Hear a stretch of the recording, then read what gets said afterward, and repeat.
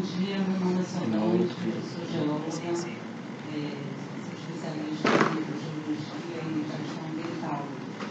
Hoje estou na Secretaria de Meio Ambiente de Barcarena, sou secretária adjunta, Secretaria de Meio Ambiente, e o município hoje está buscando, né, implementar o aterro sanitário, que seria o óbvio, mas ela também entende que o aterro não tem tido muito sucesso, pelo menos da forma como está sendo implementado. E a gente está buscando outras tecnologias para o tratamento dos resíduos. Você é secretária de Meio Ambiente? Adjunta. Entendi. Pessoal, daqui a pouco eu vou bater um pouquinho forte nas crenças de vocês até hoje, mas eu acho que foi por isso que vocês vieram aqui hoje, né? Então, vocês me perdoem aí na hora que tem momento que eu me empolgo um pouco, mas a intenção é boa, que a gente cresça juntos, tá? Ninguém tem intenção de destruir ninguém. Vamos pegar o mercado de onde está, com os integrantes que existem e fazer crescer a partir dali. Esse é o pensamento, tá? Inclusive, quando o pessoal fala assim, vamos trazer investidor de fora? Pode, tem um monte de investidor de fora querendo, mas eu acho que não seria tão inteligente da nossa parte desprezar os nossos investidores daqui e priorizar de fora, entendeu? Acho que a gente tem que assumir o comando do negócio, mas, enfim. Bom dia, eu sou o Mauro Giovanni, sou engenheiro sanitarista. Hoje eu sou gerente em gestão ambiental e nós trabalhamos com tratamento de resíduos, incineração, processamento, autoclave e aterro. Certo. Obrigado. Bom dia, meu nome é Dani, sou empresário na área de coleta e estamos em fase final de implantação de uma usina de incineração de resíduos de saúde industrial em Paragominas. A empresa se chama Tec Lixos, estou aqui para aprender mais e angariar novas oportunidades. Que bom. Vocês vão ficar surpresos. A gente está fazendo um trabalho de mapeamento e costuma-se dizer que não existe nada na área de resíduos. Vocês vão ficar surpresos a quantidade de empresários que existem na área já fazendo alguma coisa. Certo? Então, o que a gente pode fazer com isso? Tem que valorizar esse negócio, os empresários que já surgiram. E aí tem que fazer a lei valer. Então, a gente estava conversando ontem com os players, alguns players do mercado que nós conseguimos localizar para criar uma unidade do mercado de resíduos, uma representatividade, que aí vai poder agir politicamente, entendeu? Aí a gente vai forçar para que a lei seja cumprida, que isso beneficia todos nós. Então, nesse pensamento. Obrigado. Bom dia, meu nome é Carla, sou engenheira civil também. E aqui mesmo para atualizar, né, aprender sobre tratamento de resíduos. Também empresária, então, visando algo lá na frente também. Certo. Obrigado, Carla. Sou engenheiro civil. E também vim mais aprender sobre esse assunto, já que é um problema nas prefeituras, né, da destinação de resíduos e tal. Né? É sempre bom aprender novas tecnologias e é isso, para aprender. Né? Certo. Obrigado. Seu nome é? Paulo. Desculpa, por favor.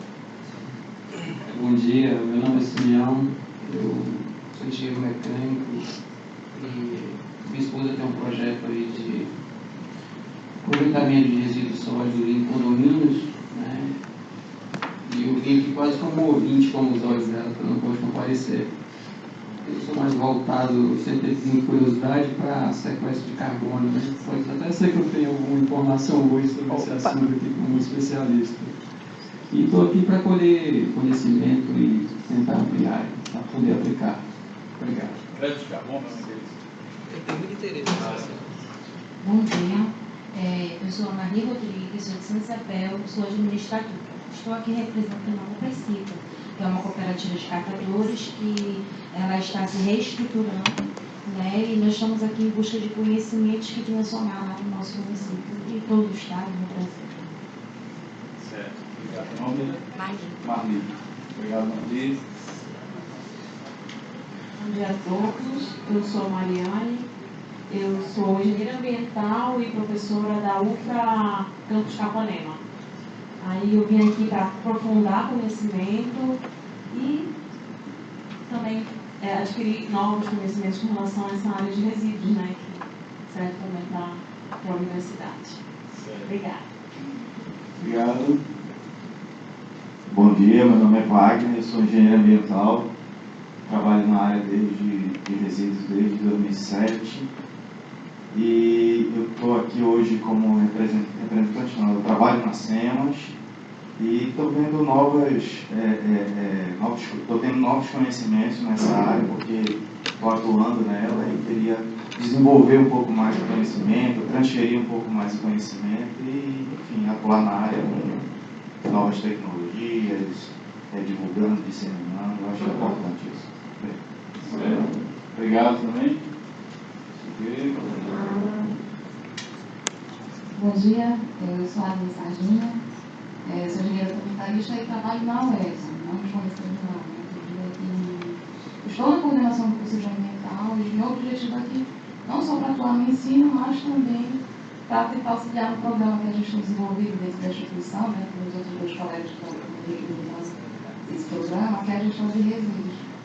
A gente já está no início do processo, né, mas eu pelo menos tenho a ambição de não só fazer isso, mas auxiliar as cooperativas que estão atuando com a gente na instituição e as que vierem futuramente a melhorar o negócio delas, não tornar só sustentável, mas rentável também. Essas pessoas que trabalham com isso diariamente. Obrigado, bom dia. Olá, tudo bem? Bom dia. Me chamo Denise, eu sou também professora da UEPA. Tive a oportunidade de conhecer o Gleison lá no palestra que ele deu. E não sou da engenharia ambiental de formação, mas acabei adotando. Eu sou agrônoma e as minhas disciplinas no curso de engenharia ambiental da UEPA elas são mais na área da ecologia. Mas acabei me enveredando para os resíduos, me apaixonando por coordenar um laboratório de educação ambiental no curso. E eu venho aqui para aprender mais sobre resíduos, integro junto com a Aline o programa de gestão ambiental da UEPA e a gente acaba lidando com, além de energia, água, os resíduos. E tenho um profundo interesse nesse assunto a partir de então e venho aqui aprender um pouquinho mais. Bom dia, meu nome é Iago Souza, sou engenheiro ambiental, sou responsável pela gestão ambiental da UEPA, junto com os professores aqui presentes, e estamos aqui para agregar mais conhecimento, né, trocar esse conhecimento que nós temos aqui. Nós trabalhamos com gestão ambiental na Universidade do Estado do Pará, e eu trabalho com resíduos já tem uns 5 anos, né, pretendo me aprofundar mais nesse temática, fazer doutorado também nessa temática, né, e estamos aqui para agregar esse conhecimento junto com o Gleison e todos os presentes aqui. Obrigado. Vou começar daqui da doutora Socorro. Bom dia, meu nome é Maria do Socorro, sou presidente de uma associação de catadores, a CCSB. Estou aqui para buscar conhecimento, aprender mais e saber o que o seu Gleison traz de tão bom para nós, de catadores de material reciclado. Obrigado. Agora o doutor João.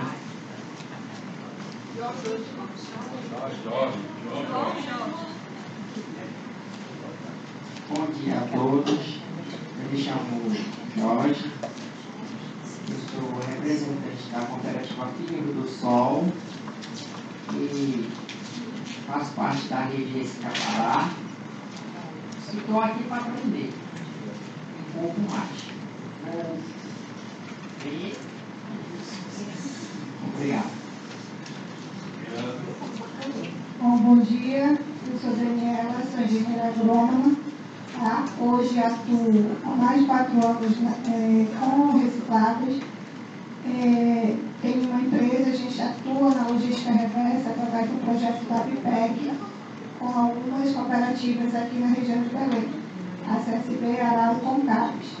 A gente dá assessoria técnica para essas cooperativas de catadores, atendendo as políticas públicas. Tá? Obrigada. Bom dia a todos. Trabalho no Colégio de Engenharia quero ter realmente captar conhecimento para fomentar essa atividade, né?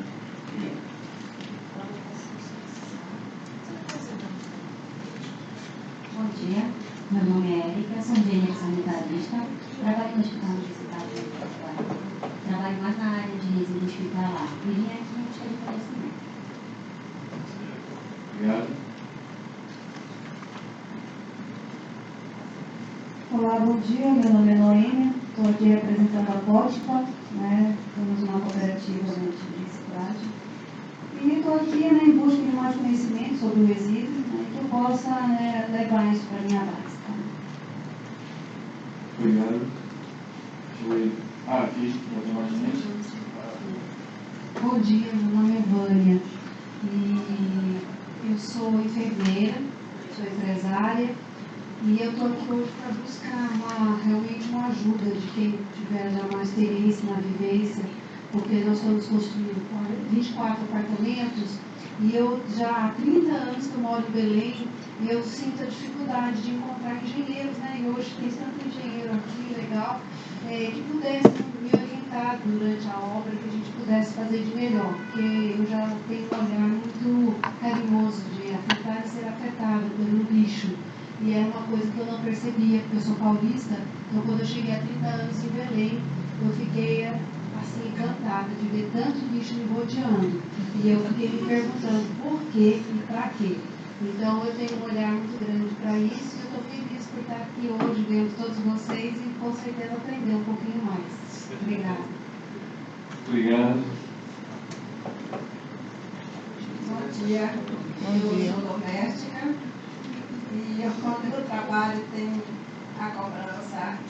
Separa isso, separa aquilo. Então, tem vezes que eu fico até meio chateada com tanta separação.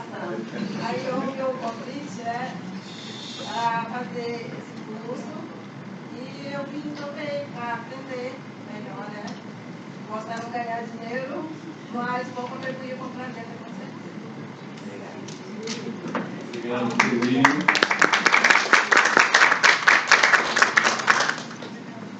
Olá, bom dia.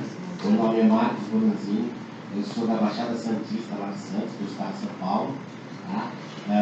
Eu sou catador de material reciclável e tenho uma expertise diferenciada para resíduos eletrônicos, apesar de atuar em todas as áreas de materiais descartáveis, a minha expertise é para resíduos eletrônicos. Eu estou voluntário aqui hoje, tá? Eu aproveitei que tinha esse curso, conversando com o Gleison.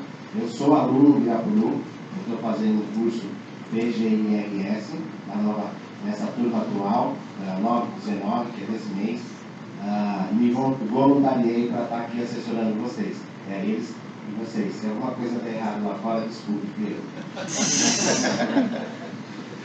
Obrigado, Marcos. Nós estamos com luxo aqui, tem alguém assessorando a gente que veio de São Paulo só para isso. Bom dia a todos, eu sou Paulo e a gente conheceu isso agora há pouco tempo, né, através da minha esposa, e fazendo pesquisas para o TCC dela, encontrou o Gleison na internet. E aí começou aí esse envolvimento, né, e aí de repente o Gleison está aqui com a gente. E a gente está aqui para aprender e colocar para frente, né, para ajudar o planeta. Obrigado. Maria Luísa, não pode faltar. Meu nome é Heloísa Silva, atuava na área de eventos, ainda atuo também. Mas me casei aqui no curso FOI, porque eu me identifiquei, porque eu tenho projetos para resíduos sólidos e eu estou aqui para aprender também. E também passar esse conhecimento.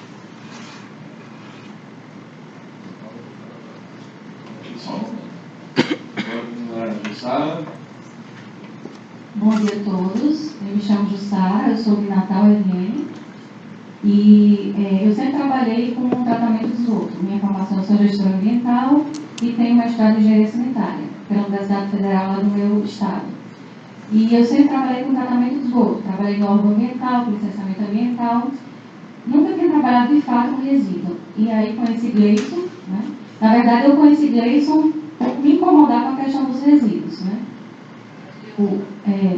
Na verdade, primeiro na minha casa, né? Eu acabava de usar o produto e aí descartava e via o meu questionamento. Sim, esse produto é uma matéria-prima, está sendo descartada e vai para onde?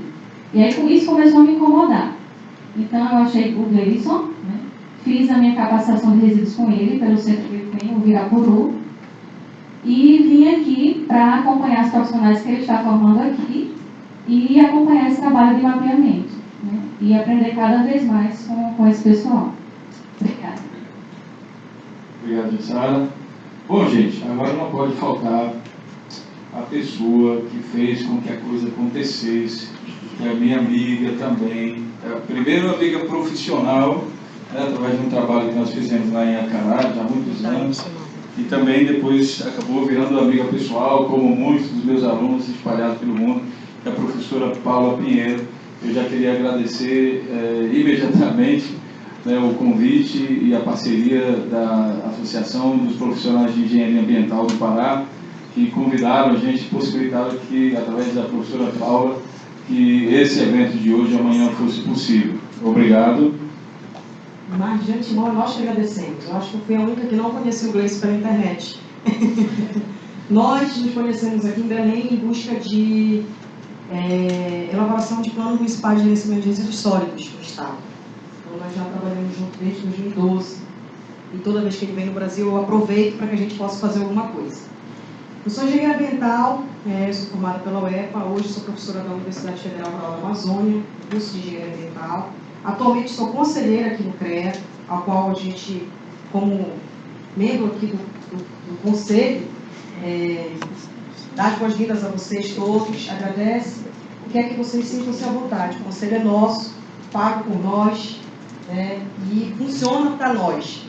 Em algum momento não funciona muito, mas a gente tem que empurrar a vinda para cá para que justamente ele tente funcionar. Então, agora que eu estou no 3º ano do mandato de conselheira, termino esse ano, minha suplente está aqui, a professora Mariane, também engenheira ambiental, e nós estamos à frente da Associação dos Profissionais de Engenharia Ambiental do Estado do Pará, que é uma associação que tenta congregar, unir todos os engenheiros ambientais em prol da nossa causa, né?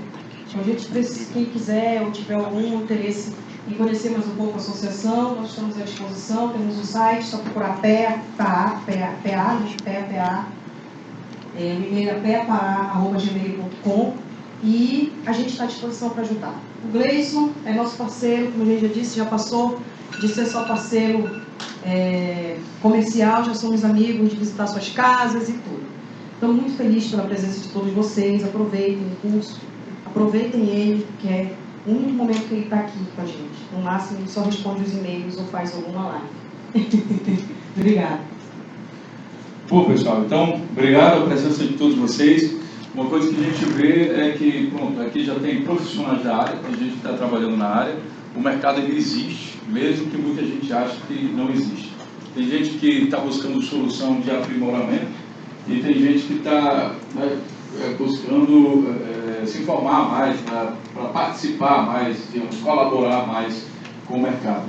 Vocês receberam um caderninho de anotação e, claro, que eu não decorei o nome de vocês todos.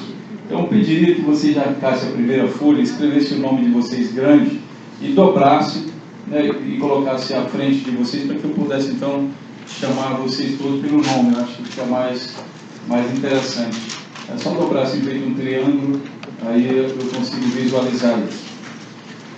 Bom, pessoal, nessa área de resíduos, como engenheiro, uma das perguntas que eram mais frequentes para mim era justamente essa que está aqui no quadro, né? Que é: qual a melhor tecnologia para o tratamento de resíduos sólidos? Muitas vezes essa pergunta diz diretamente: qual a melhor tecnologia para o lixo? É essa a pergunta. E nesse ponto eu queria perguntar a vocês: o que vocês acham que é a melhor tecnologia para o lixo? Quem pode dar essa resposta aí? Qual a melhor tecnologia para o lixo?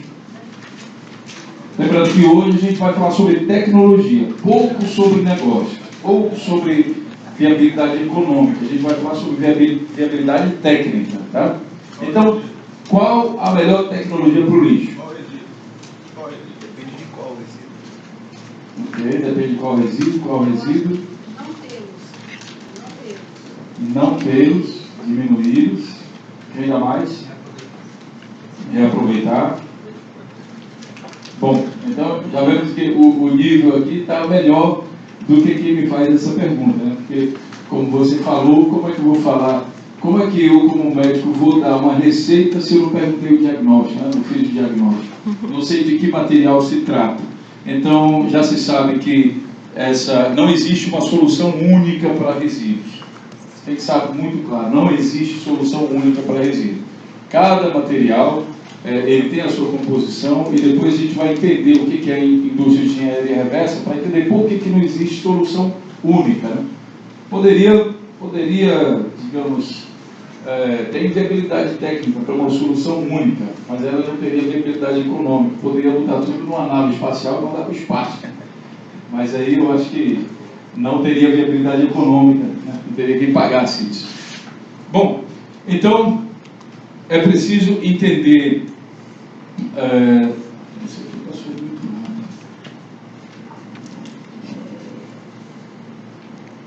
Ok.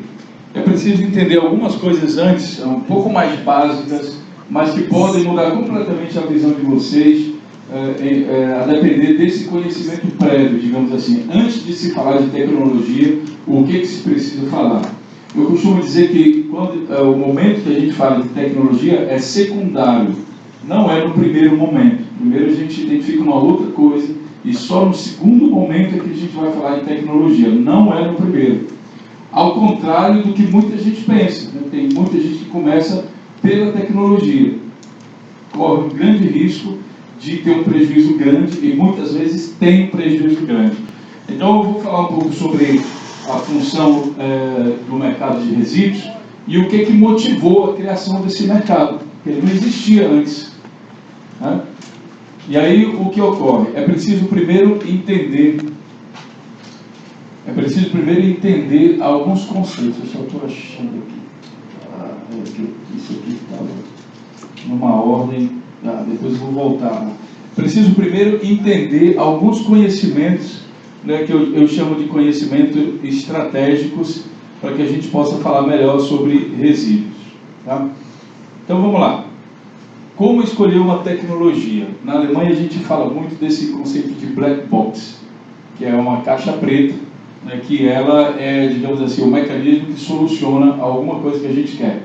Então, de um lado desse black box tem um problema a ser resolvido. Por exemplo, o resíduo orgânico. O que eu faço com o resíduo orgânico? Esse é o problema. E aí ele vai passar por alguma solução que nesse momento, no momento primário, ainda não preciso pensar no que é, e depois eu vou pensar na melhor solução com base em critérios pré-definidos. Esse conceito evita que você faça o seguinte, que eu vejo muita gente fazendo. O problema é resíduo orgânico. Quais as soluções existentes? Aí começa a estudar 1, 2, 3, 4, várias soluções, várias tecnologias. E aí lá pela frente ele desiste do processo, do projeto todo. Porque você pode pensar dessa forma. Você tem critérios para a escolha de tecnologia. E esses critérios precisam ser obedecidos. Então, assim, problema a ser resolvido, aí você pergunta, antes de falar sobre tecnologia, quais são os critérios? Certo? Aí, somente depois de estabelecidos esses critérios, é que você vai pensar, sim, em tecnologia. Alguém sabe quais seriam esses critérios? Alguém pode imaginar?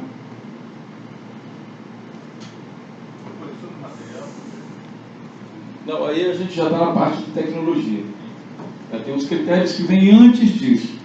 E, gente, economiza muito trabalho se vocês pensarem dessa forma, com esse método black box. No Brasil também se faz assim, black box? É normal esse conceito? Não. Em tudo que é coisa de engenharia da Alemanha, a gente faz isso, black box. E como é que se quer essa solução? É tipo assim, vou começar minha carreira, isso na vida você pode aplicar para qualquer coisa, vou começar minha carreira acadêmica. Beleza, vou começar, já decidi, legal. Como é que eu quero estar lá na frente? Eu quero trabalhar no escritório, vestido de branco, e, sei lá, no centro da cidade. Aí eu vou pensar, nesse black box, o que seria? Medicina. Entendeu? Você é médico, você é oftalmologista, sei lá. Então, o black box é isso. Problema, como é que você quer estar lá na frente com a solução? O Iago... Em vez de assim, aqui, assim, no Brasil, acho que como todo mundo já tem conhecimento, a gente trabalha baseado na Política Nacional de Resíduos Sólidos. Ela dá essas diretrizes de como a gente deve trabalhar com resíduos, independente de que tipo seja. A gente sempre começa pelo diagnóstico, né, do resíduo. A gente trabalha em planejamento para fazer um diagnóstico. Esse diagnóstico faz um levantamento de todos os tipos de resíduos. Trabalha a gravimetria dele, então vou saber qual a categoria, a classificação, o volume, o peso. E a partir dessas informações que a gente toma decisões de que tipo de tecnologia aplicar de acordo também com a região, né?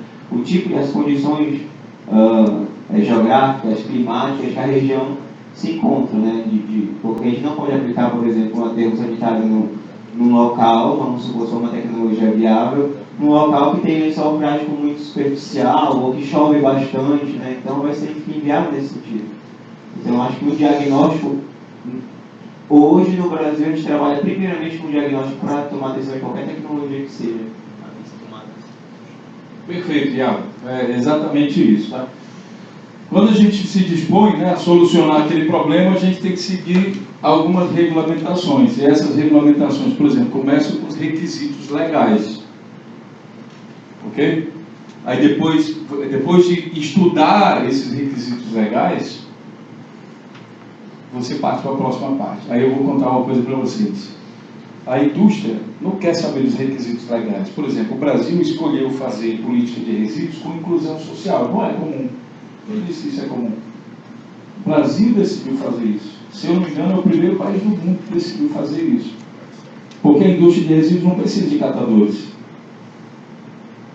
Se fosse assim, os países desenvolvidos não conseguiriam fazer nada. Não precisa de catadores. O Brasil pegou a política de resíduos europeia, basicamente, e criou a dele.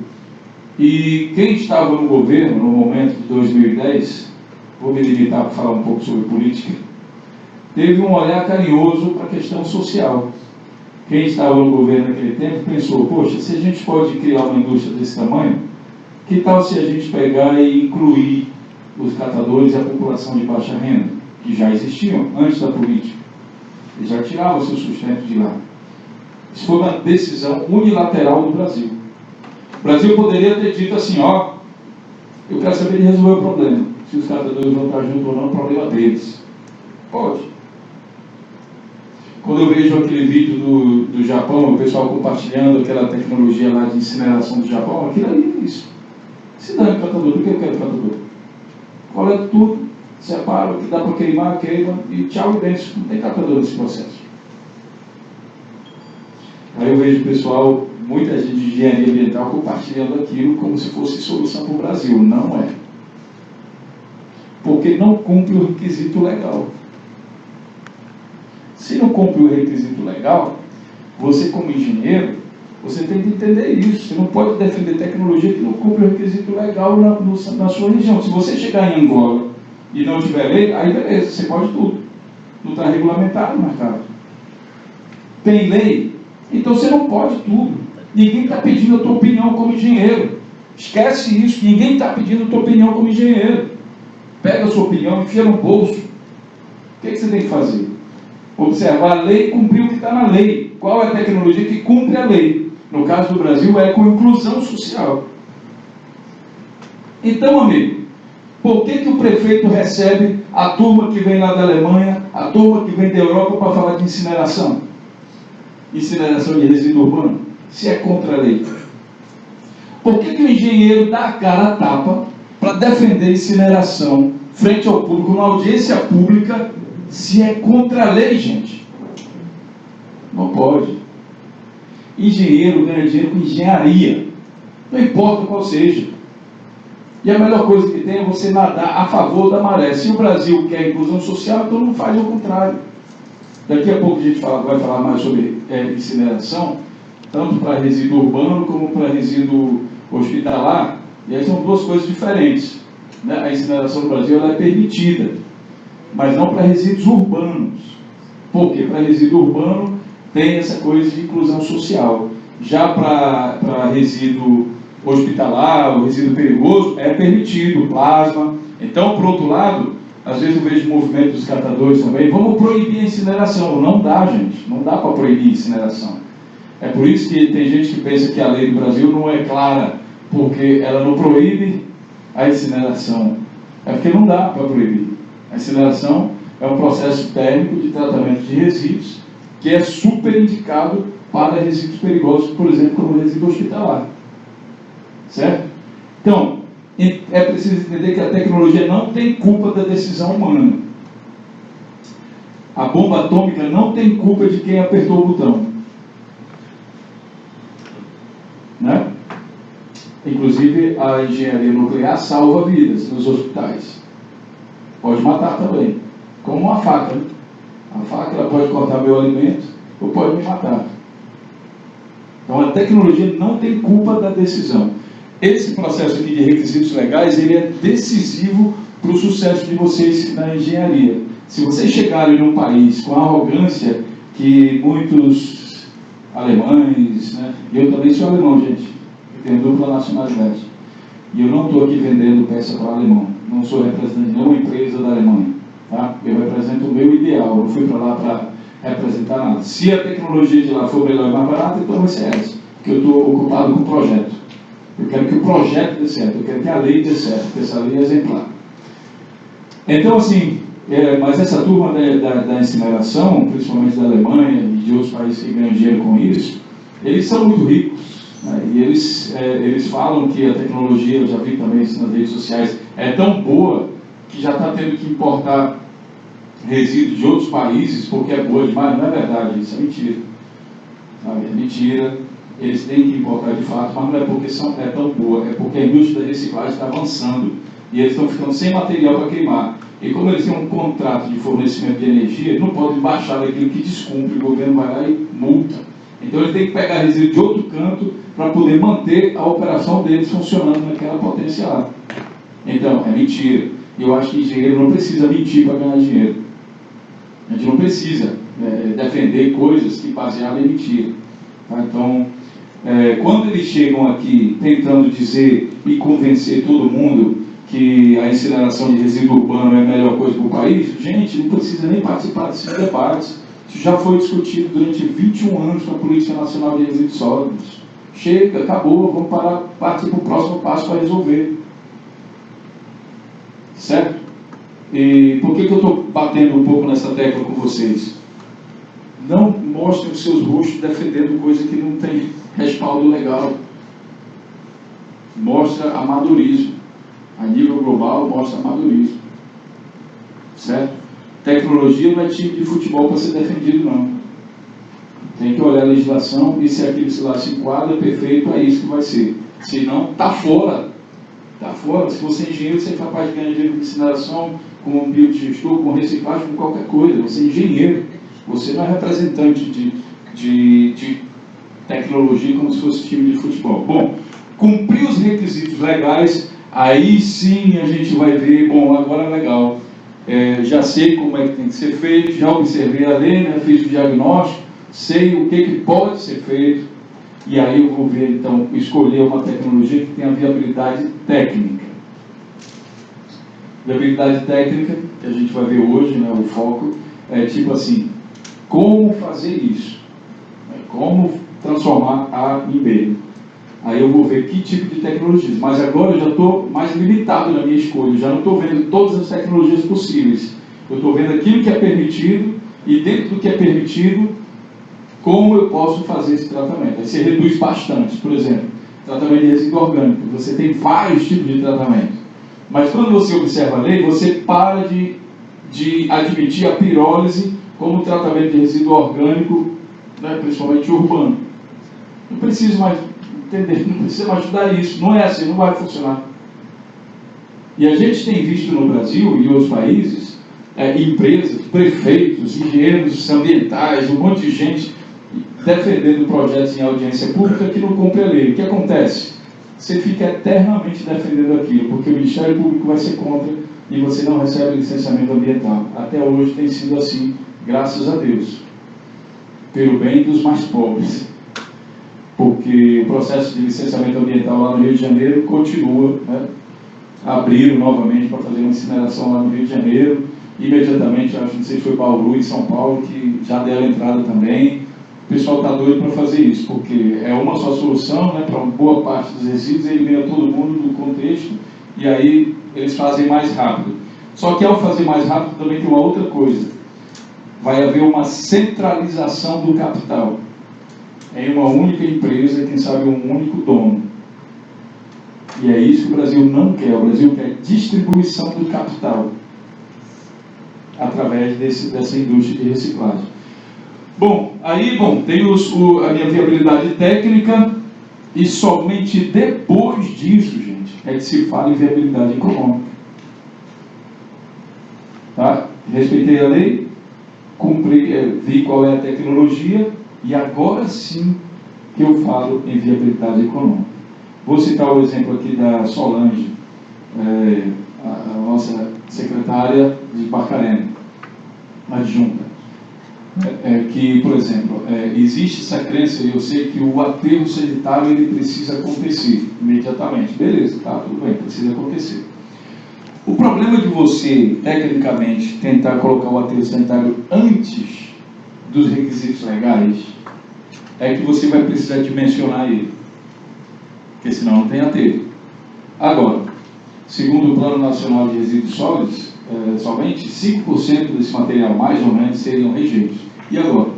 Você vai dimensionar o aterro para 20 anos, para 100% ou para 5%? Porque se você dimensiona para 100%, então mostra a sua intenção de passar a perna em toda a indústria anterior. E agora? Politicamente é só para 5%. Deveria ser só para 5%, segundo a gravimetria de 2008, do Ministério do Meio Ambiente.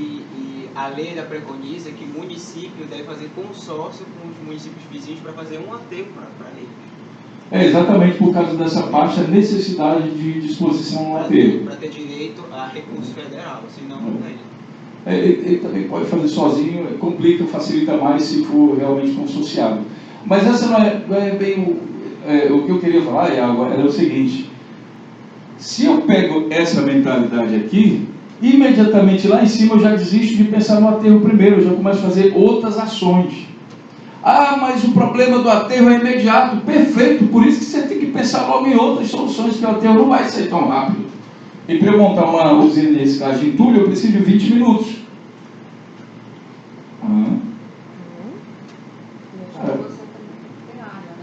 Tem que ter área, claro. O que você vai colocar, você tem, aí gera um grande problema no que diz respeito a essa área, né?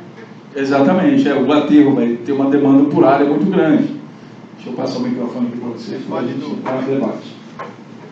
Então é válido dizer que eu primeiro tenho que começar a tratar o resíduo na sua origem, vamos dizer assim, fazer incentivar a separação, incentivar a coleta seletiva, sair de lá, dessa origem, depois para a disposição final, ou estou com um pensamento aqui equivocado? A Lei Política Nacional de Resíduos Sólidos, artigo 9.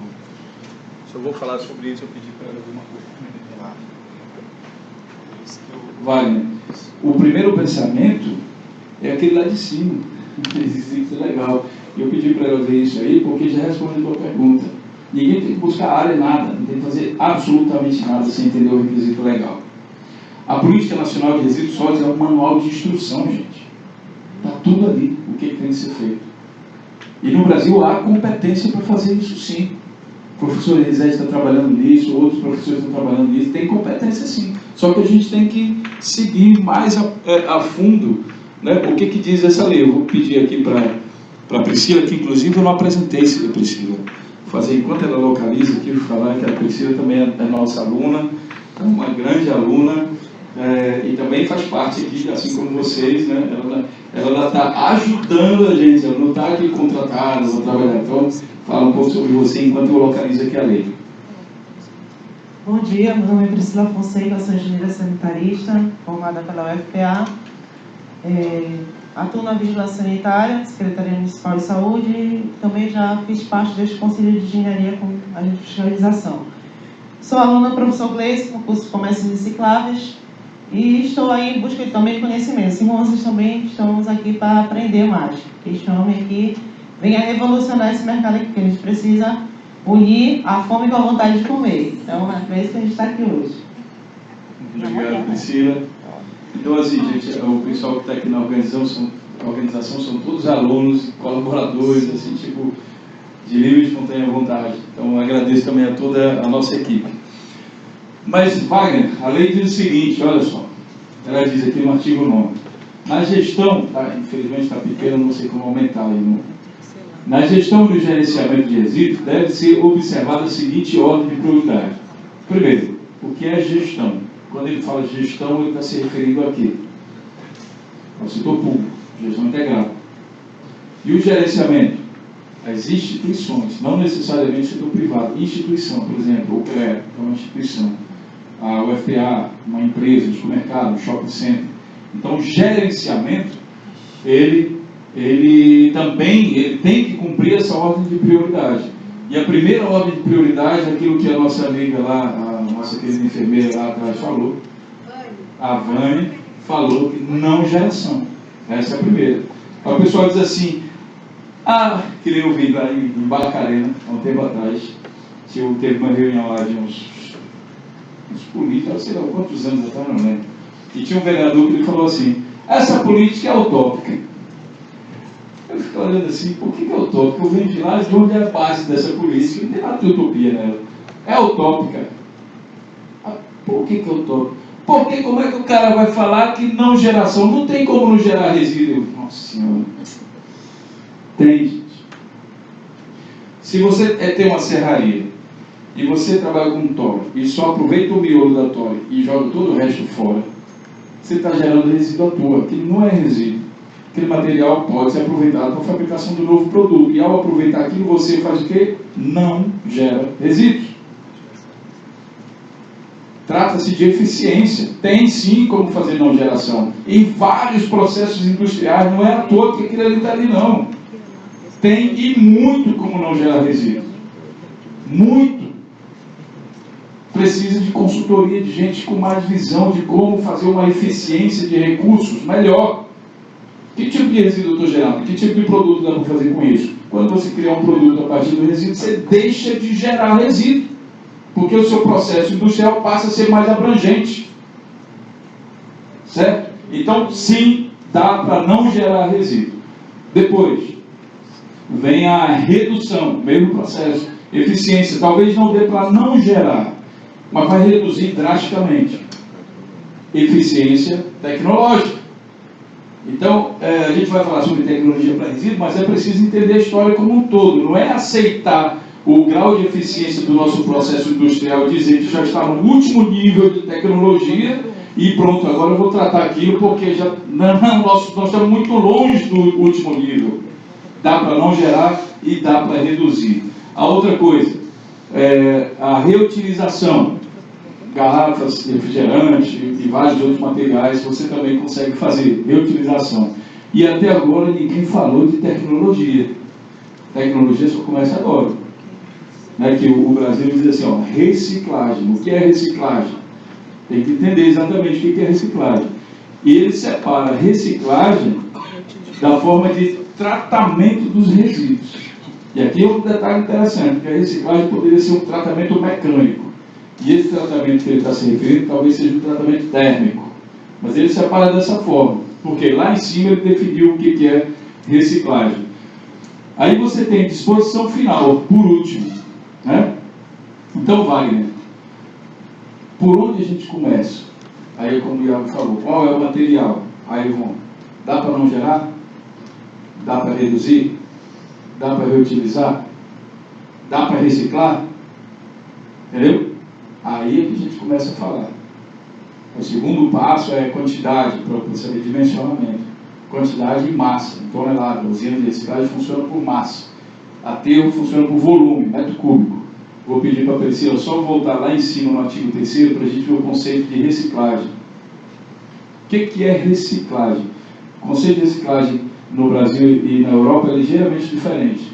A reciclagem na Europa, ela envolve simplesmente o fato de você colocar novamente no ciclo. Por isso que o nome é recycling, né? Tem um cycling, tem um recycling, colocar novamente no ciclo produtivo. E isso admite algumas coisas, por exemplo, a reutilização também é reciclagem na Europa, né?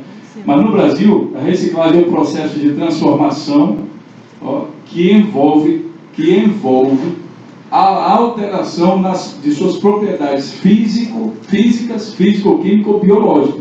Então é necessário haver alteração na propriedade física. Por exemplo, uma garrafa triturada alterou a sua propriedade física, pronto, reciclagem. Se não alterar, é o quê? Reutilização. Bom, aí, físico-químico ou biológico, com vista à transformação de insumos em novos produtos, observadas as condições e os padrões estabelecidos pelos órgãos competentes. Tá? Então, assim, à vista transformação em insumos ou novos produtos. Ele não fala aqui transformação em energia. Não fala. Então, há a transformação, mas não a transformação em energia, em novos produtos ou insumos. Isso é físico, não é mais abstrato, não é mais um gás. Aí o próximo é que ele fala em, eu não sei se tem aqui tratamento. Tem não, tratamento de resíduos. O próximo é que ele diz, então, tratamento. Então isso aqui, na prática, tecnologicamente falando, é o que? O tratamento mecânico. O tratamento mecânico e depois vem o tratamento técnico. Vai, respondeu a pergunta ou ainda ficou? Respondeu, pronto. Fique à vontade para fazer perguntas também, tá, pessoal? Então é isso, requisito legal cumprido. A partir dessa decisão, se a gente observar só isso aqui, já causaria uma revolução, porque eu pararia de tentar resolver o problema de resíduos, começando pelo fim, que é o aterro. E o que acontece se eu começar pelo começo? Aí, ó, a usina de entulhos, que eu falei para vocês, 20 minutos, uma usina móvel em cima do caminhão, com uma peneira rotatória atrás, uma britadeira de mandíbula, tem vários tipos de britadeira, de martelo, de mandíbula, coloco lá, tem uma capacidade de processamento. Aí a professora Elisete falou na necessidade da área. Claro, se você faz a partir do momento que você risca o aterro sanitário no início, ele vai precisar, mas no início, como opção, aí você começa a dedicar mais tempo e energia para as outras coisas que poderiam ser feitas, que vão reduzir a quantidade o tamanho da capacidade do aterro. E, inclusive, isso facilitaria a escolha da área. Facilitaria bem mais. Em vez de 100%, só 5% da área que se começa. Na verdade, o aterro não é a nossa opção. É a opção que nós queremos. A gente sabe que vai ser preciso uma área, né? Mas não é a nossa opção, até pelas características daqui da nossa região. Muita chuva, por falta de informação, rios, às vezes. Até a escolha da área, para a gente, caso fosse um aterro, seria meio. A gente está tendo dificuldade justamente por essa rede dendrítica muito densa, que sempre está próximo de algum fluido, né? E a legislação ela pede uma certa distância. Isso. Né? Então vocês veem que é preciso, como eu escutei ontem, é preciso o cabo vir da Alemanha para botar duas pessoas, uma do lado da outra, em contato, para se esclarecer e tentar se ajudar. Mas não tem nada não. Eu também conheci minha esposa lá na Alemanha e ela do Brasil.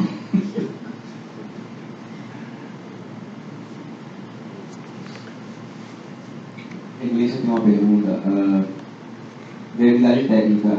Vamos supor que eu tenho uma massa de resíduos urbanos, tá?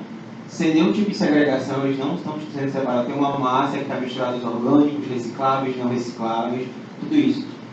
Se tu tem um conhecimento lá da Alemanha, ou tu tem esse conhecimento, se eu tenho uma massa dessa, não está segregada, todo o meu reciclável ele está contaminado com orgânico, meu orgânico ele já está, né, em putrefação, como eu poderia, com esse cenário de resíduos, tratar esses resíduos ou dar uma destinação sem utilização de um aterro, por exemplo?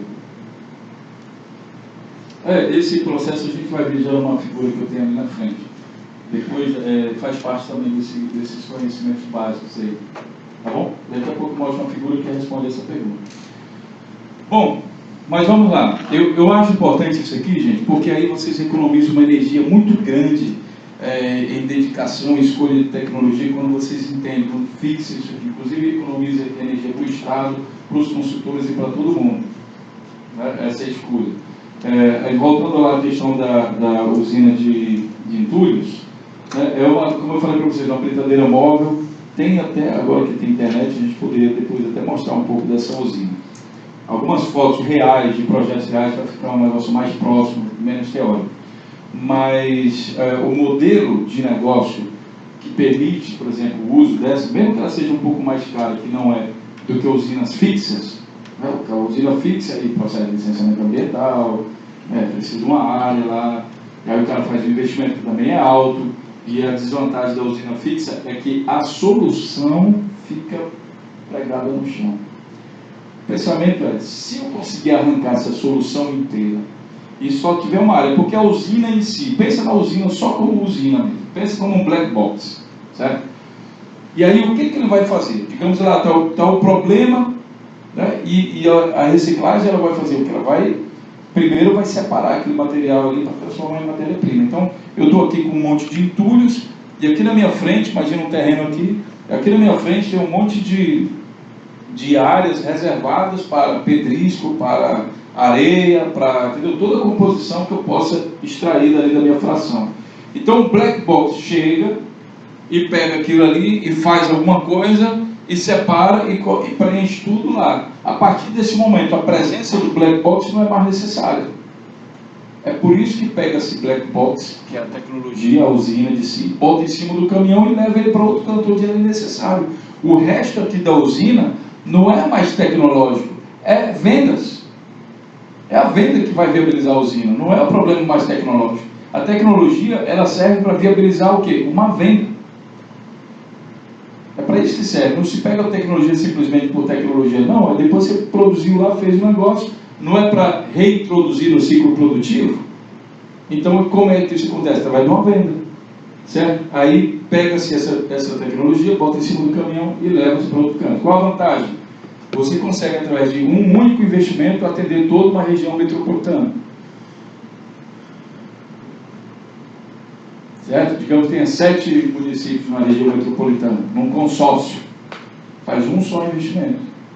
O consórcio cria a situação, a viabilidade econômica, diz e como é que cria a viabilidade econômica? Cara, eu vou investir aqui 2,5 milhões de reais. Só que se o caminhão da prefeitura continuar coletando entulhos, aí você quebra o negócio. Então, não vou fazer isso até que o setor público cumpra o que tem que ser feito, ou seja, deixar de coletar esse material. Criar uma política que proíba e multe isso. Aí traz ele para a gente. Certo? Então, assim que eu viabilizo o negócio. O setor público, ele não precisa pagar para a solução. Né? Por exemplo, se você dedica tempo para entender como isso funciona, cria a regulamentação, soluciona o problema sem gastar dinheiro. Por quê? Porque deixou de ter no aterro sanitário como única solução, ou primeira solução para o negócio. Não é. Aí você vai reduzindo gradativamente a quantidade de material que precisaria ir para o aterro sanitário. E quando chegar lá no final, você também consegue terceirizar isso, tá bom? Então, essas soluções funcionam também para compostagem. Compostagem também. Como é que eu vou pegar as pilhas de compostagem e levar para um lado? Não, você não pega. O que você precisa fazer nas pilhas de compostagem? Não é revirar? Pronto. O que é que revira? Um trator. Um trator vai lá e revira a pilha. O trator precisa ficar parado lá na pilha? Não. Vai embora. Depois eu vou mostrar para vocês uma foto desse trator. Certo, gente? Aí, bom, eu acho que nesse slide aqui a gente já consegue reduzir ou organizar muito melhor essa questão tecnológica, essa sede por tecnologia que muita gente tem e quer entender logo como funcionam as tecnologias e tal, isso aí aplicando, não é bem assim que funciona. Tá? Alguma pergunta?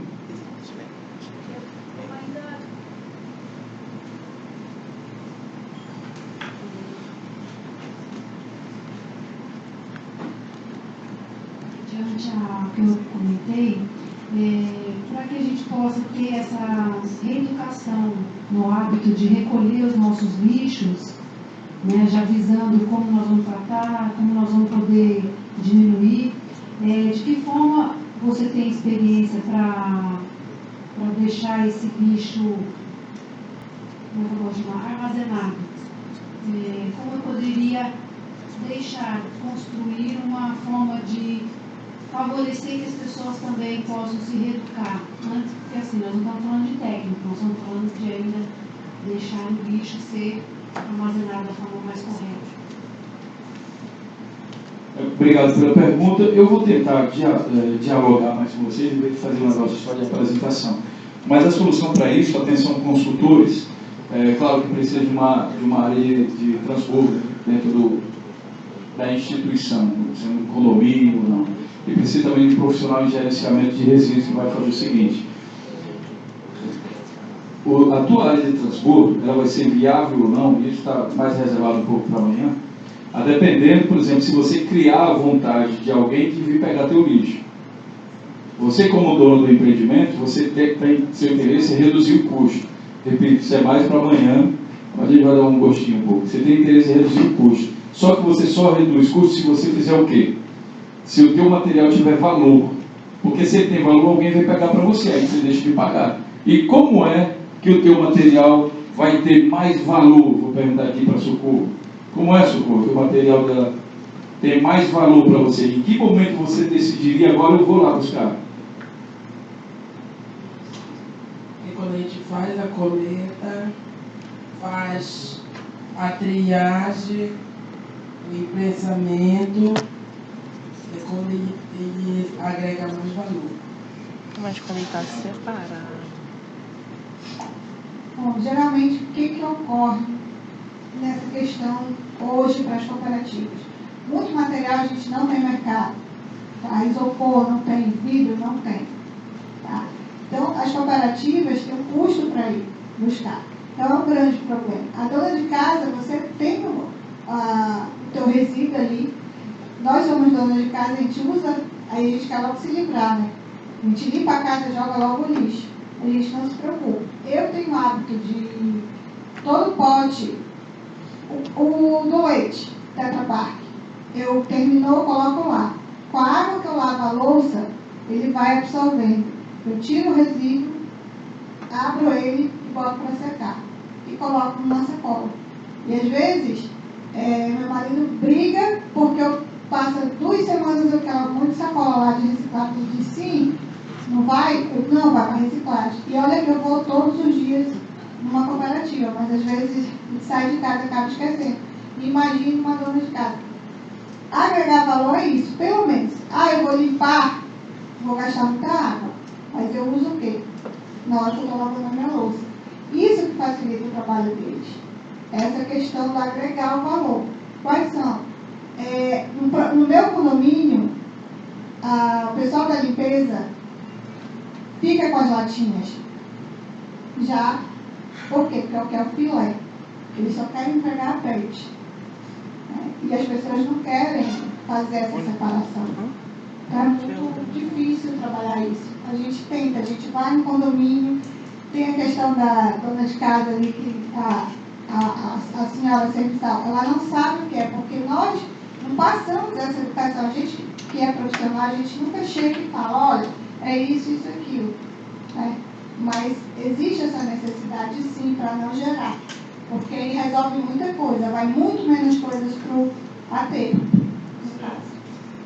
Obrigado, Daniela. Já tivemos a resposta aqui, mas está me faltando uma resposta de um empresário, alguém que me deu um negócio assim, uma frase, um negócio. Quem pode me dizer? Está o microfone ali? Som, testando, 1, 2. Esse está melhor que o meu. Ô Marco, eu vou pedir para você ou outra pessoa para passar o microfone para o pessoal quando eles levantarem. Eu preciso de um empresário aqui, né, gente? A gente está falando de valor, de dinheiro. Eu quero saber em que momento alguém decide, eu vou coletar o material dela, por exemplo, sem cobrar nada.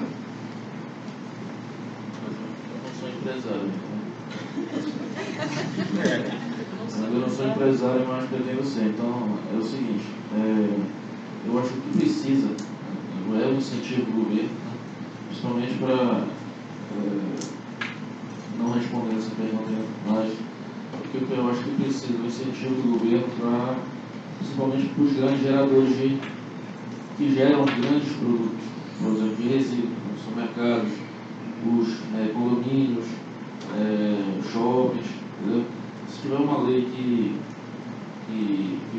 tenha, por exemplo, que obrigue a essas empresas grandes que geram muitos resíduos a fazer a coleta seletiva, e tiver multa, entendeu? Para que chegue um caminhão e uma pessoa, por exemplo, coloque erradamente um produto que não era para colocar naquele cesto, tenha... Haroldo, eu vou dizer para você o seguinte, olha, a única instituição que está aqui para buscar informações sobre como fazer isso da maneira não veio por obrigação e veio de multa. Não está funcionando o método do governo. Pense comigo o seguinte, pessoal. Por que eu iria sair da minha casa e gastar meu combustível para coletar o resíduo de alguém? Sabe por quê? Digamos que a Vânia, o resíduo dela é ouro. Hoje é ouro, olha só. Então, Vânia, espera aí, daqui a pouquinho eu estou aí, vou pegar seu ouro, viu? É ouro, gente. Ele tem valor. O problema é que a partir de que momento o resíduo passa a ter valor? Quantidade, ok, mas o que mais que é importante? Separação. Verdade. Mas hoje eu tenho 4 empresas, todas já têm esse recolhimento, mas quando eu ligo, ninguém vai buscar.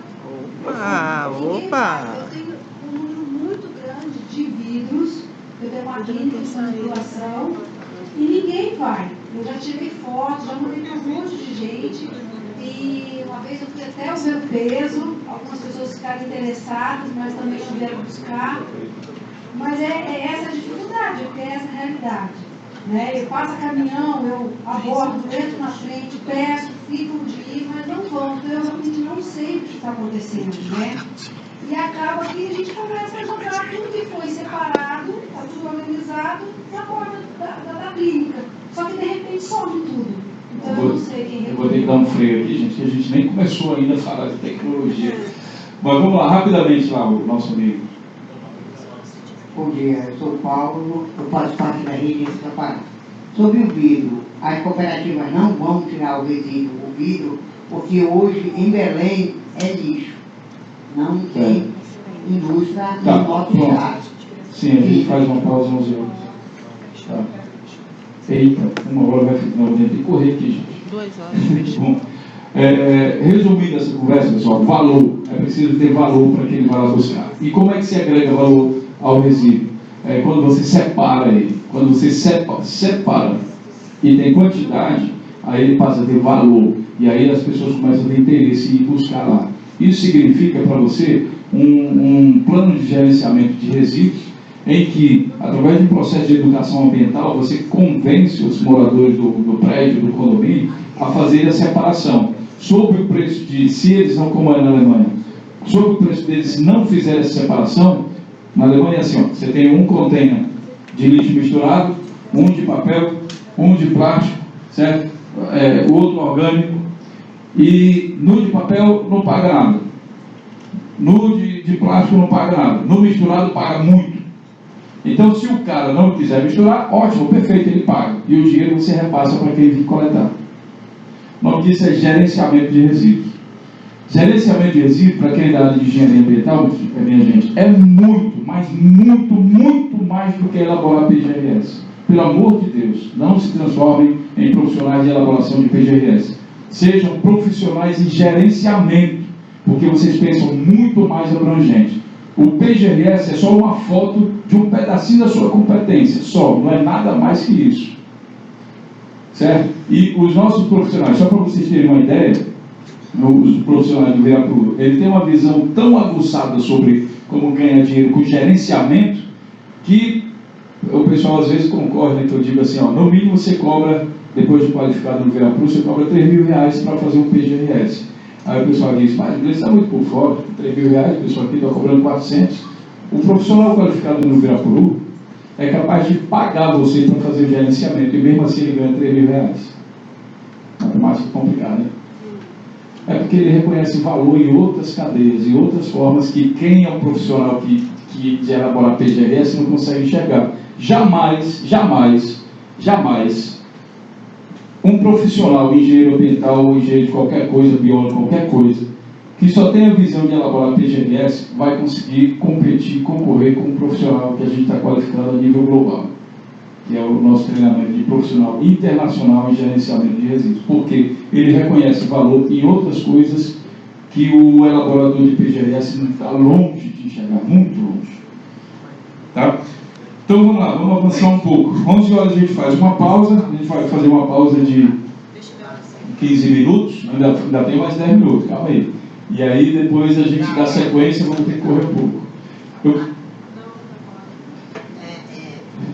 Vamos só dar uma sequência, porque eu fiz aqui 50 slides. Vamos lá, tem muita coisa para aprender aí. Tá? Então vamos lá, outra coisa importante para entender. Quanto custa uma usina? São coisas que eu escuto no meu dia a dia como professor, instrutor, consultor. Quanto custa uma usina? Quanto custa uma usina, pessoal? Depende da capacidade de processamento dela. Sem falar sobre isso, ninguém fala quanto custa uma usina. É amadorismo, tá? Se vocês forem engenheiro, quanto custa a usina? Não sei. Qual a capacidade de processamento? A partir da capacidade de processamento, eu defino qual a tecnologia. Por exemplo, no caso de orgânico, é um biodigestor chinês ou um biodigestor alemão automatizado? Depende da capacidade de processamento. Isso, é. Mas eu selecionei, né, tem que saber o primeiro mercado, eu selecionei algumas perguntas que tem a ver com essa coisa de tecnologia para a gente também falar. Qual o menor tamanho para começar? Pergunta errada. Qual é o seu objetivo? Você quer ganhar dinheiro? Então não é o menor tamanho. É o tamanho que vai viabilizar economicamente. O menor tamanho vai te dar prejuízo. Com certeza. Se eu desenvolver para vocês um biodigestor de 100 toneladas por dia, ele vai ter um custo de 100 toneladas por dia de resíduo tipo da Ceasa, ele vai ter um valor de investimento aí na ordem de 40 milhões de reais. Ah não, vamos fazer um pequenininho só para começar. Beleza, eu faço esse aí de 100 toneladas por dia. Eu faço um de 1 grama por dia. 1 grama, tá bom? Está pequeno o suficiente? Tá, pois bem, esse biodigestor não é proporcionalmente mais barato. Ele tem o meu custo de engenharia, que não baixa. Portanto, o menor não é o mais lucrativo. A pergunta está errada. A pergunta certa é: qual o tamanho que eu ganho 100 mil por mês? Qual é o tamanho que eu ganho 1 milhão? Ah, mas aí vai ficar caro, eu não vou poder investir. Ótimo! Existe um negócio que chama investidor. É um cara que tem dinheiro e quer investir. E ele não se esconde de vocês. Sabe por quê? Porque o nome dele é investidor. Ele vive buscando isso todo dia. Só que ele não encontra vocês. Então, é marketing que está faltando em vocês. É conhecimento estratégico para encontrar o investidor. Eu tenho falado muitas vezes que você pode criar, a partir do momento que você, é que nem espiritismo, não sei quem é espírita aqui, né, mas o projeto não existia, aí você recebe o espírito, aí você vai e faz a psicografia, bota ele num plano de negócio, está ali, pronto, você criou o negócio, é seu. Se você vai investir, vai chamar o investidor, não é seu. Aí, então 30% é meu, o investidor entra com tudo e fica com 70%. Fechado. Muitas vezes, tá? Então, essa pergunta está errada. Por favor, não responda essa pergunta. Qual a melhor tecnologia? Lembre do slide anterior. Primeiro, as questões, as regulamentações legais. Tá? Qual a capacidade do processamento? Essa pergunta é que define tipo de tecnologia, né, o valor do investimento, onde vai vir os fabricantes, enfim, uma série de coisas. Então, são perguntas comuns que precisam ser tratadas, né? E como é uma usina de resíduos? Como é que o formato dela? Muitas vezes as pessoas imaginam algo assim, né? Que ela imagina algo com 10 andares, um monte de coisa complexa assim, né? E máquina para todo lado, negócio saindo fumaça. E eu vou dizer para vocês que uma usina de reciclagem, de extração de ouro, de resíduo eletrônico, cabe aqui nessa mesa aqui. A área que eu preciso é só, sei lá, aqui, esse quartinho aqui. Não tem máquina, tem reação química. Certo? Não é, essa imagem é errada também, pensar em tecnologia como um grande... Eu sei que o pessoal tem uma demanda, uma necessidade de construir prédios de 10 andares, e quando eu falo isso, estou me referindo a algumas tecnologias oferecidas aqui no Brasil, que, por exemplo, faz a triagem de resíduo. Aí o cara construiu o primeiro andar de lata, de metal, e escada, e não sei o que, tanta coisa, uma máquina que revira, chega no final do corredor, tem uma máquina que massageia as costas do cara, outra sopra, um monte de coisa, não é necessário, é o processo de separação, é mais simples. Aí o que acontece? Ele torna o projeto muito caro, inacessível e não vai para frente. Eu estou falando aqui de uma tecnologia específica, que eu não vou citar o nome por ética, mas eles estão vendendo não a solução, eles estão vendendo lata. É diferente, é outro modelo de negócio. Era melhor abrir uma sucata. Tá? Então, o formato da usina de resíduos é extremamente variável. Se você quer extrair prata de radiografia, também não é máquina. Não tem aquele negócio. Aquele ali é processamento mecânico. Tá? Deixa eu ver aqui aquela parte lá inicial, né, que é essa aqui. Qual a função do mercado de resíduos? O que motivou a criação do mercado?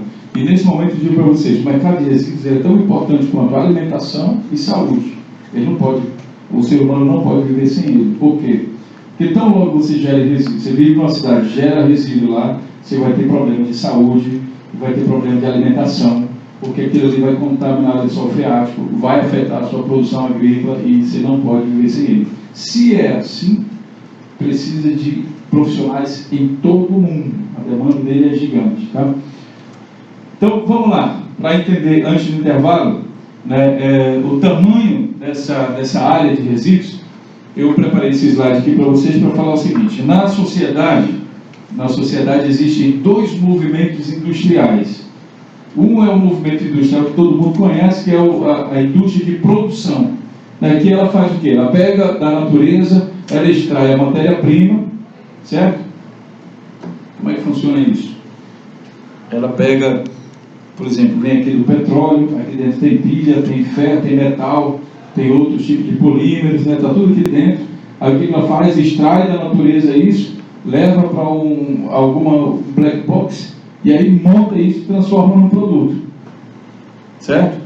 Feito isso, né, esse produto, né, aqui dentro dessa indústria de produção, o nosso black box, se transforma em produto. Aí depois ele vai ser comercializado e chega então nas mãos dos consumidores. Né? Esses consumidores então transformam isso aí em resíduos. Como é que isso acontece? Atenção, é um processo muito difícil. Aqui é produto, aqui é resíduo. Eu decido o momento que ele acontece. E a partir desse momento ali, nasce a indústria da engenharia reversa. Porque eu tenho a demanda agora, eu criei, ó, quando eu faço isso aqui, eu estou andando na rua de Belém, aí eu vou e faço assim, ó, acabei de criar a demanda de alguém ter que juntar aquilo ali para mim. Já criei o serviço. Não consigo vocês fazerem isso para fomentar o serviço, é falta de educação. Tá? Não façam isso. Mas joguem no lixo, que também cria essa mesma demanda. Mas eu só quero dizer assim, a partir do momento que você descartou, você criou a demanda pelo serviço de coleta, e aí ela nasce, essa indústria nasce. E a partir dela, a gente tem então a indústria de engenharia reversa, pensando como black box novamente, que pega esse resíduo, que agora era esse mouse, que já saiu da moda, e vai estudar a composição dele para desmembrar ele todo e reinserir no processo produtivo, de maneira lucrativa. E aí o que acontece? Ele joga isso para cá, né, para servir como insumo e matéria-prima. Qual o impacto direto? Redução aqui da necessidade de extração de recursos naturais. Certo? Portanto, quais são os motivos para a criação dessa indústria reversa? A gente fala em sustentabilidade. Sustentabilidade é igual eficiência. Quando você diz que sustentabilidade, você deseja um modelo que está equilibrado com todas as coisas. A primeira necessidade que nós falamos, a economia dos recursos naturais. A gente não pode chegar na natureza e, tipo assim, fazer a farra que a gente quiser e tá de boa. Né? Eu digo que Deus é um engenheiro, né? Quando Ele criou o planeta, o universo todo, mas especialmente o nosso planeta, Ele criou tantas árvores, tanta água, tantos pássaros, tantos leões, tantas zebras, tudo em um equilíbrio sustentável. Colocou o homem lá para tomar conta e disse: agora espere aí que eu vou construir o resto. Aí foi embora. Imagina quando ele chegar aqui, ver a farra que nós estamos fazendo aqui na casa que ele criou, né? Como ele vai ficar. Te deixei lá para tomar conta do negócio, você sai destruindo tudo, mesmo sabendo que ia morrer.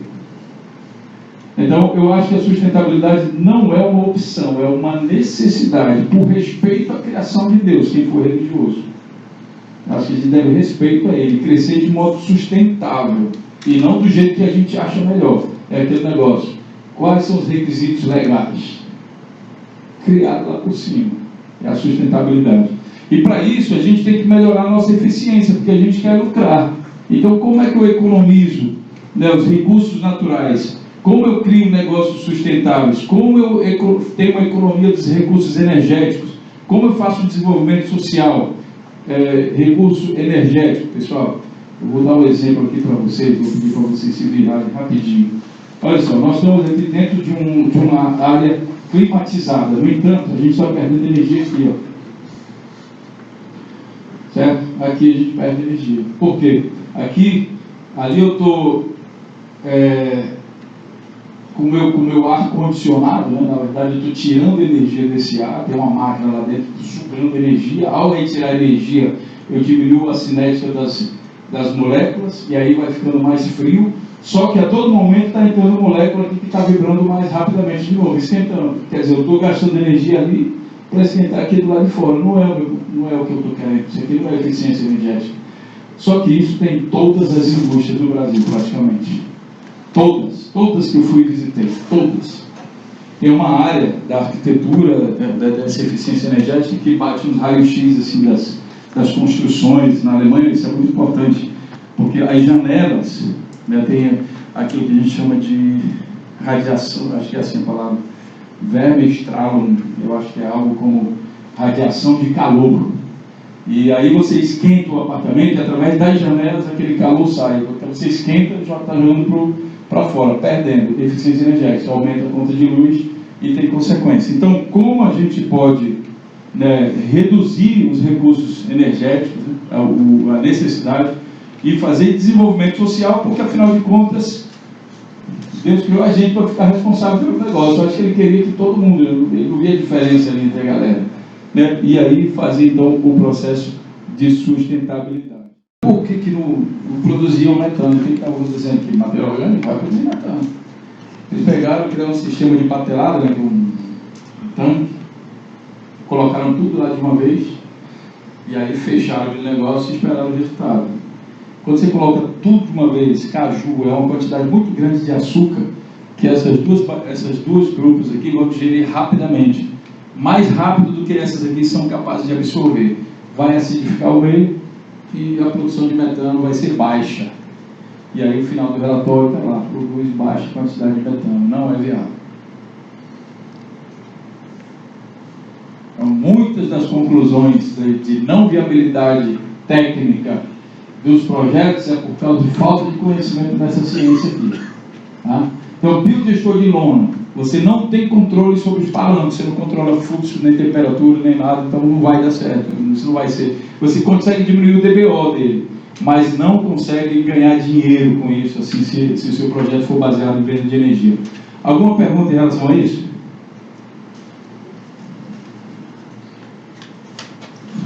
Percebi que o pessoal ficou meio mudo, ficou meio chocado com a bactéria. Mas só para tranquilizar vocês, isso não é uma coisa estranha para vocês. Isso acontece todo dia no estômago de vocês. Todo tempo. Tá? Então, falando mais sobre biodigestor, você tem várias tecnologias, aí você já consegue imaginar, né? Em função dessas fases, você tem várias tecnologias. Tem um processo, por exemplo, primeiro, a depender do substrato, se eu estou tratando resíduo ou planta, que o biodigestor não sabe se é resíduo ou não. Ele já sabe que é material orgânico. Recebi, fiz a digestão e transformei aqui nesse material. Aí eu tenho aqui, posso classificar o biodigestor em função da alimentação. Eu posso dizer que o biodigestor é de processo contínuo ou descontínuo. O que é o projeto contínuo? É esse do biodigestor de lona.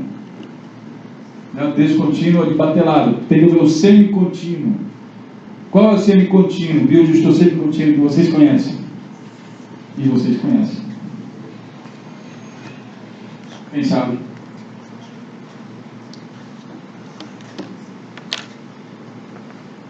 Quando vocês comeram, vocês também fizeram semicontínuo. Vocês botam na boca, mastigam, só depois que engole. Para, pega, bota na boca, mastiga, engole. Semicontínuo. Não é contínuo. Ninguém abre a boca e fica lá até acabar o almoço. Também é semicontínuo. Bom, eu posso classificar também o biodigestor pela umidade do processo. Posso dizer que é um processo úmido, né? Um processo seco. Não, esse aqui é meio termo, e o processo seco aqui. E como assim úmido, se todos são úmidos? Matéria orgânica tem umidade. Isso aqui tem a ver com a capacidade do teu sistema de bombear o substrato de um canto para o outro, certo? E isso tem uma limitação. Se tiver muito seco, as bombas não vão mais conseguir bombear isso, e aí a gente chama de processo seco. Então pode ser classificado também em função disso, e também, claro, das fases da fermentação. Eu posso fazer um biodigestor multifásico, tem um monofásico, que é o mais comum, onde todas as fases da biodigestão acontecem no mesmo tanque. Aí tem um bifásico, que eu separo as duas. E por que eu separo? Para tentar evitar a acidez na metanogênese. Eu separo as duas primeiras fases das duas últimas. Eu tenho dois tanques. Primeiro acontece aqui, depois no outro tanque. Esse aqui é um modelo de biodigestor indiano, né, para vocês terem uma ideia de como funciona. Tá?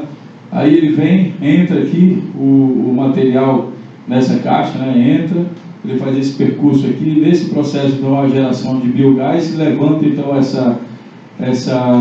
aqui ele colocou terra, mas aqui tem essa tampa aqui, né, o peso dela exerce uma pressão em cima desse gás, e essa pressão faz então com que ele saia por esse condutor aqui, e aí o outro material sai aqui do outro lado. É preciso ter uma diferença aqui de altura para que haja esse fluxo, senão não haveria esse fluxo. Então a caixa de saída e a caixa de entrada tem diferença de altura. Esse processo é indicado, antigamente eu era um crítico desse processo, porque ele não tem automação, e aí eu digo assim, pessoal, olha, Deus, o engenheiro mor, criou o sistema automatizado.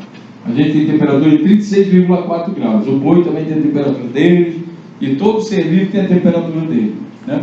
Ele criou também com pH adequado para cada sistema desenvolver do seu jeito. Aí vem o ser humano e diz, não, rapaz, eu vou fazer melhor do que ele. Cava um buraco, bota tudo lá dentro, tampa e ele está safo. Só que, infelizmente, não funciona dessa maneira. Micro-organismo precisa só de variação de temperatura de 1 grau Celsius e morre. Tá? Então não vai funcionar de maneira eficiente. Bom, gente, entrou, saiu pela diferença aqui de altura, produziu biogás, levantou um pouco a tampa, e esse peso vai fazer com que ele saia, e esse é o princípio de funcionamento do biodigestor. Indicado para pequenas propriedades, 20 bovinos, material que está fracionado, por exemplo, dejetos. Se você pegar material que ainda não está fracionado, aí ele é mais complicado para trabalhar. Aí se acumula, então, uma carga aqui embaixo, né, e aí você em determinado momento vai ter que parar tudo isso aqui, desmontar para limpar ele, que ele vai estar entupido, com uma carga de orgânico muito grande, quem sabe aqui embaixo, né, ele não vai funcionar muito bem. Então você tem que trabalhar o máximo possível com material granulado. Como é que funciona?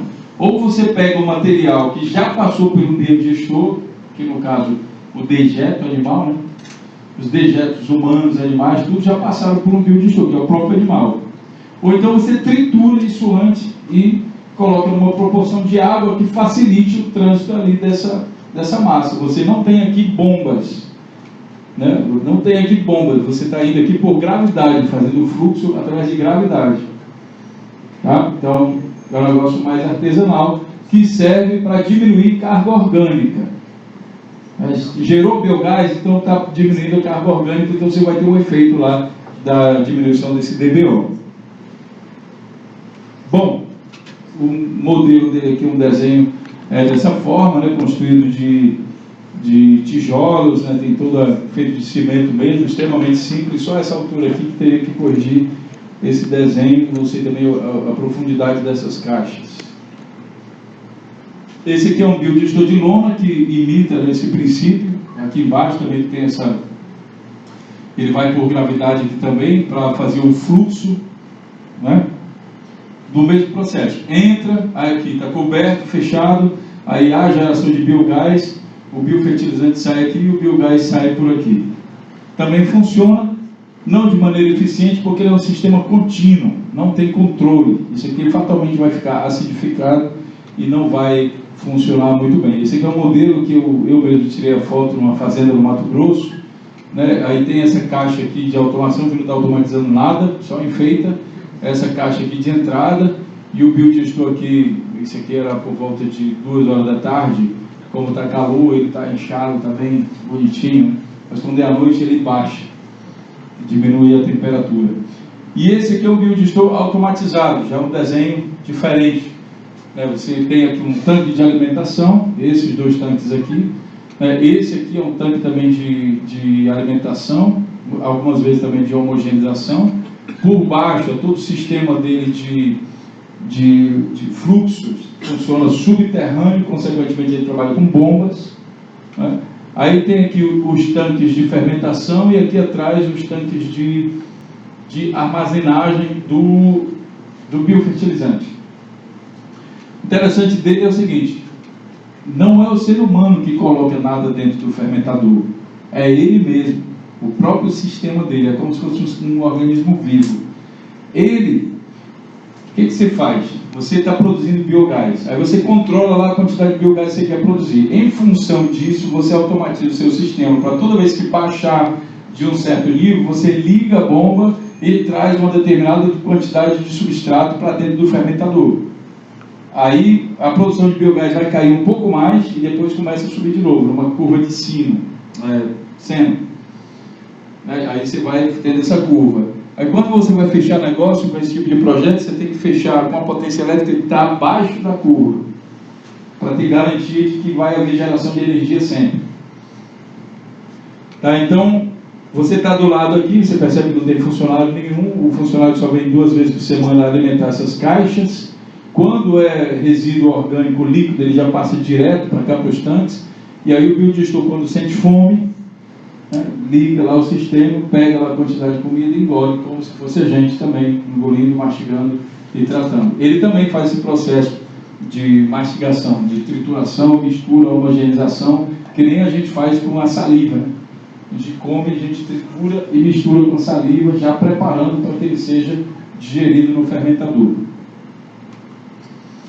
Tá? Esse é o princípio, né, de funcionamento dele. O que difere ele dos outros é que, pronto, primeiro que ele é mais eficiente, mas ele tem várias bocas. Isso aqui, se fosse uma boca, não é, nesse caso é o tanque de fertilizante que está gerando para cá. Mas imagine que fosse uma outra boca. Então eu tenho essa boca que recebe desse jeito, esse tipo de material, outra boca que eu posso colocar quantas bocas eu quiser dentro do meu sistema, em função do tipo de material que está sendo tratado, certo? E aqui ele vai fazer o processamento e o resto você já sabe, biogás, energia e assim por diante. Esse aqui é um modelo de biodigestor para geração de energia que é combinado com energia solar. Aí você tem aqui uma potência elétrica total, incluindo a solar, de 3,3 megawatts elétrico, sendo que a maior parte dessa energia é do biogás, e aí precisou para isso, é uma área plantada de 600 hectares para produzir essa potência aqui, produz então 53 milhões de kWh por ano de energia elétricos, tá? O interessante dele é que ele é resultado de uma sociedade entre uma cooperativa agrícola, a empresa de venda de energia elétrica local e uma empresa de tecnologia. Então os 3 se juntaram para criar um projeto. Um modelo que perfeitamente dá para fazer no Brasil. Qual é o material? Matéria-prima dele, deixa eu ver. Cadê? Mas está aqui, ó, silagem de milho. Tá? Eu fui nesse biodiestor, então eu conheço dele. Então aqui é tudo silagem de milho, aqui também. E aqui dentro, debaixo dessa. Isso aqui na verdade é um depósito de matéria-prima. Aqui tem cama de frango e tem resíduos orgânicos de restaurantes, só que em poucas quantidades. E claro, não pode faltar esterco, conteúdo estomacal bovino. Por quê? Porque lá estão as bactérias que fazem o processo de biodigestão. Né? Esse aqui é o tanque de biofertilizante, então cai aqui dentro, aí vem aqui, entra por aqui, os caminhões vêm para cá, abastecem e aí sai para vender, aí paga aqui na entrada, né?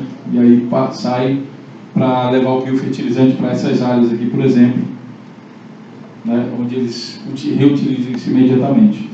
A desvantagem da Alemanha em fazer isso é que só pode plantar para fazer essa silagem uma vez ao ano. No Brasil pode até 3 vezes, né? 3 safras. E mesmo assim os alemães ganham dinheiro nesse negócio. Perguntas? Esse aqui é um outro modelo para produção de energia térmica. Nesse caso aqui é para a produção de biometano, para injetar na rede de gás natural. Né? Vantagem desse tipo de processo é que você pode, por exemplo, você tem uma rede de gás, você pode fazer geração distribuída de gás. Você coloca um biodigestor num local estratégico, por exemplo, onde a pressão da tubulação possa cair, sei lá. Aí você coloca e injeta ali naquele ponto. Então você poderia, teoricamente, ter uma rede de distribuição de gás alimentada em vários pontos com material que é gerado nesses pontos. Muito mais eficiente do que, por exemplo, se fosse de petróleo, né, que você tem um ponto só de alimentação da rede. Então, assim, é mais interessante. Utiliza 55 toneladas de milho, silagem de milho de grama por dia, com 27 toneladas de dejeto bovino, né, tendo uma produção aí de 650 metros cúbicos por hora. Se fala assim no Brasil, Newton cubic meter. Aliás, Newton não, normal, desculpa, normal, N, não se usa assim no setor acadêmico, não? Significa em condições normais de pressão e temperatura. Tá? E biometano também 330 metros cúbicos normais por hora de biometano. E com isso a gente fecha aqui. Esse aqui, por exemplo, é o biodigestor para tratamento de esgoto. Aí vocês percebem que é um negócio extremamente grande. E tem baixa eficiência de geração de metano, porque o esgoto doméstico, ele tem o lodo tal, e é orgânico e tal, mas ele também tem muita outra coisa que é antibactericida, por exemplo, shampoo, sabonete. E aí você tem isso dentro do processo que tem bactéria para funcionar e fatalmente não vai ser tão eficiente. Então, o que se faz com isso? O lodo que sai do biodigestor desse caso aqui acaba indo também para a incineração. Aí tem que pagar por isso. E com isso, pessoal, essa aqui é uma usina de biogás e compostagem, que é aquela que eu mostrei para vocês, e a gente encerra essa parte aqui, né? Essa usina trata esse tipo de material, o pessoal fica pensando, mas tem que separar muito. Não, é esse aqui, ó. Isso aqui que acontece. Isso aqui que chega lá no biodigestor. O supermercado dá mão de vencido, foi para lá com a embalagem, com tudo, aí há um processo mecânico de separação desse material e até o biodigestor. Perguntas sobre biogás?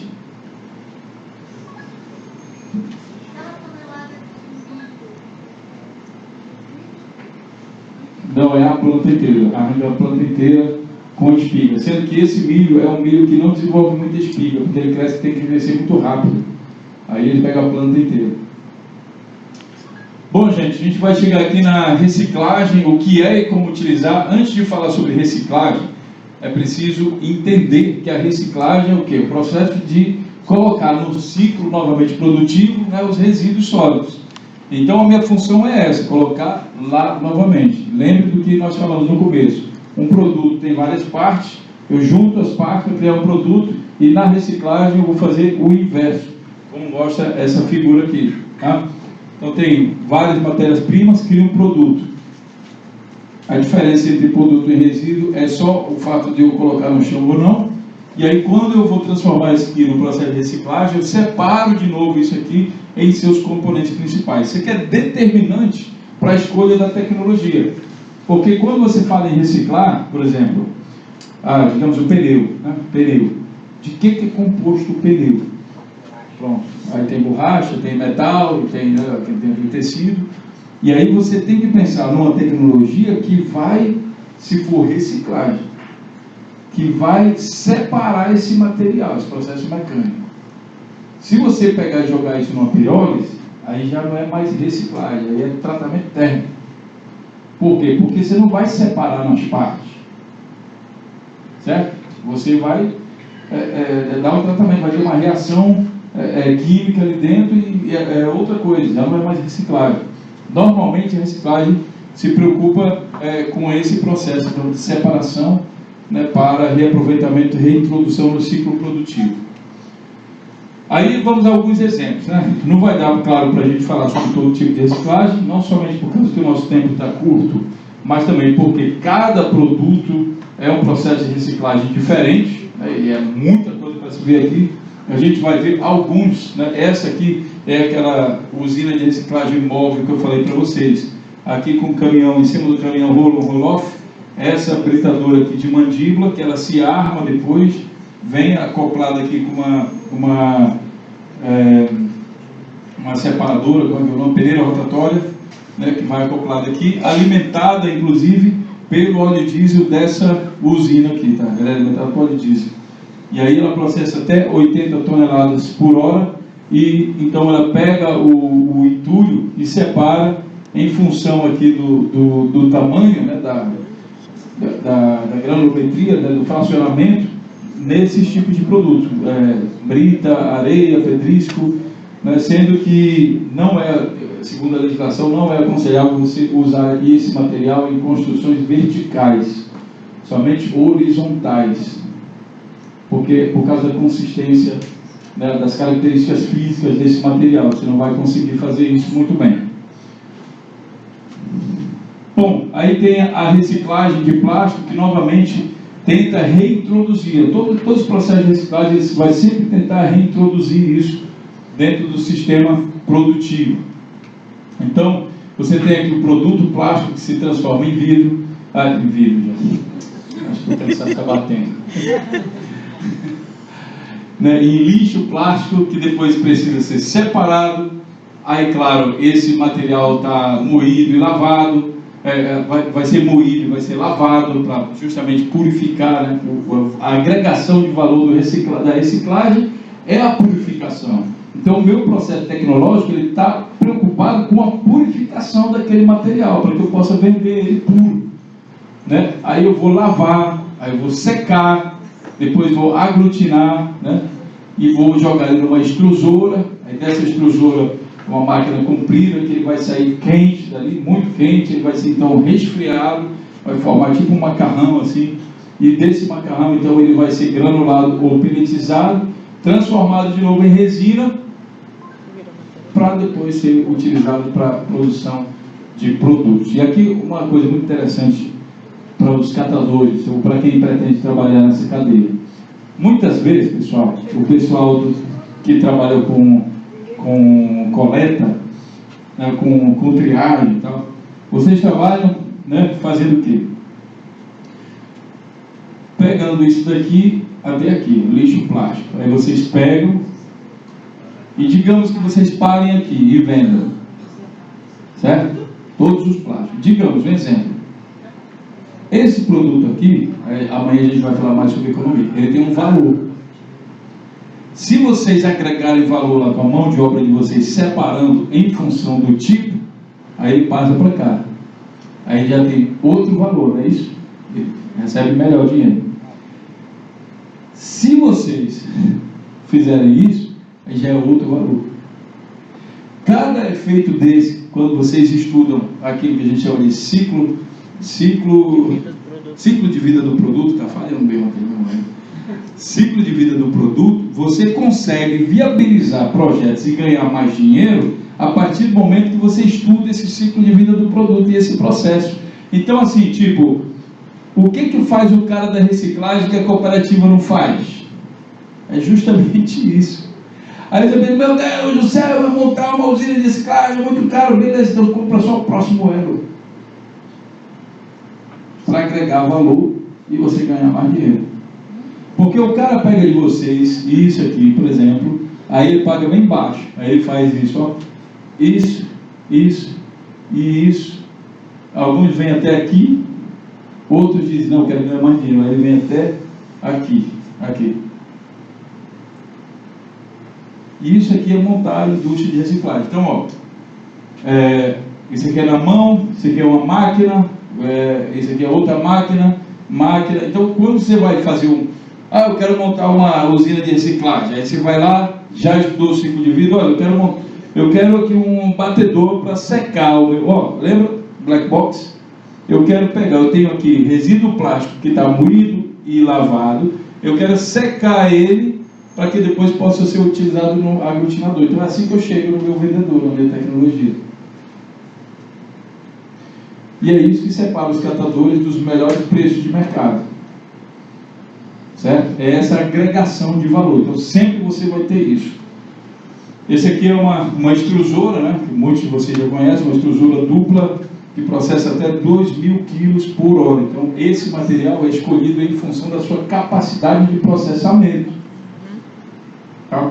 E novamente eu repito, isso aqui são máquinas que você coloca em sequência uma da outra, liga, funcionou um mês, a usina está instalada, resolveu o problema lá daquele negócio. E o que acontece na polícia? Conforme você vai instalando um ou outro, você vai trabalhando no setor público para deixar de coletar aquilo e de começar a direcionar. Aí você começa a resolver montar a indústria de resíduos sólidos. Ficou claro isso, pessoal? Isso aqui se repete em todos os outros, tá? Mesma coisa, vamos para o papel? Então temos o papel, aqui. Não, aqui, cadê o outro aqui? Tem as aparas de papel. Aí você passa pelo controle de qualidade, classificou, né? Aí você passa a outra fase dele, o hidrapulpa, desagrega o papel juntamente com a água industrial.